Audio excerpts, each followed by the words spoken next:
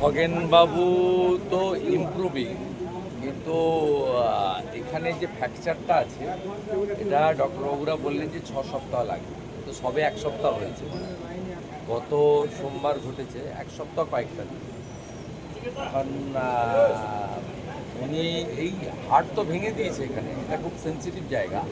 ওনারা দুটো অপশান দিয়েছিলেন, একটা ওটি আর একটা হচ্ছে আপনার 6 সপ্তাহ ট্রিটমেন্ট এবং রেস্টটা পুরো হচ্ছে না, প্রচুর লোকজন চলে আসছে, শুধু আমাদের পার্টির লোক নয়, মানে ওনার শুভানুধ্যায়ী প্রচুর চলে আসছে বিভিন্ন জায়গা থেকে। এটা হসপিটাল যতটা পাচ্ছে রেস্ট্রিকশন করছে। ওনাকেও আমি বললাম যে আপনি কথাটা কম বলা ভালো, তাহলে তাড়াতাড়ি ইমপ্রুভ করবেন। উনি নর্মাল তো নন। আমি ওনার ডাক্তারবাবুরা বলেছিলেন বাড়ি থেকে গিয়ে চিকিৎসা নিতে, কিন্তু উনি এখনও লিকুইড খাবার খাচ্ছেন। লিকুইড খাবারটাকে তো স্বাভাবিক বলা যায় না।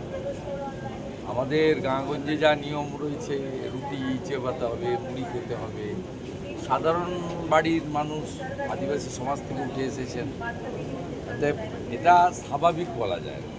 অতএব is under treatment, is improving, is stable, এবং ভগবানের কাছে মা কালীর কাছে প্রার্থনা করব যত তাড়াতাড়ি উনি স্বাভাবিক পথ নিতে পারবেন, সেটাই বিষয়।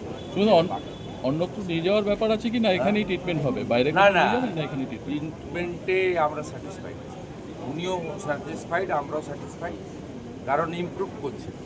কিন্তু এই জায়গাটা জুড়তে গেলে 6 সপ্তাহ কথা, মানে মিনিমাম কথা বলতে হবে। তারপরে কিন্তু যা আমরা বাঙালিরা খাই, ভাত, মুড়ি, রুটি, মাছ বা অন্যান্য খাবার চিবিয়ে খেতে হয়। কারণ ওনাকে তো চেবানো উনি পারছেনও না, আর এরা দিচ্ছেনও না। শুধু যে লিকুইড খাওয়ার ডক্টর দিচ্ছে তা নয়, উনি নিজেও পাচ্ছেন না চিবিয়ে খেতে, কারণ এখানে যখনই করছেন টেন্ডার হচ্ছে, আর এখানে এখনও ফুলে দিচ্ছে। আমি দেখে গেলাম, এবং নেক্সট ডাক্তারবাবু আর আমি সিদ্ধান্ত নেব কখন ছাড়ব। ওটা খগেনবাবুর হাতে আমি রাখি, ঠিক আছে? দাদা, 30 অক্টোবরের মধ্যে 22টা এজেন্সি তাদেরকে রিপোর্ট দিতে বলেছে নির্বাচন কমিশন, ভোট প্রস্তুতি বা এসআইআর প্রস্তুতি নিয়ে। 30 অক্টোবরের মধ্যে 22টা নোডাল এজেন্সিকে এসআইআর হবে, এ তো সময়ের অপেক্ষা। ম্যাপিং তো কমপ্লিট হয়ে গেছে, তাতে তো বাংলাদেশ এলাকার যে জেলাগুলো 40% লোককে লিঙ্ক করা যায়নি, আর ওভারঅল 30% লিঙ্ক হয়নি পশ্চিমবঙ্গে। এখানে যদি 8 কোটি ভোটার থাকে, 2,40,00,000 তো লিঙ্কই হয়।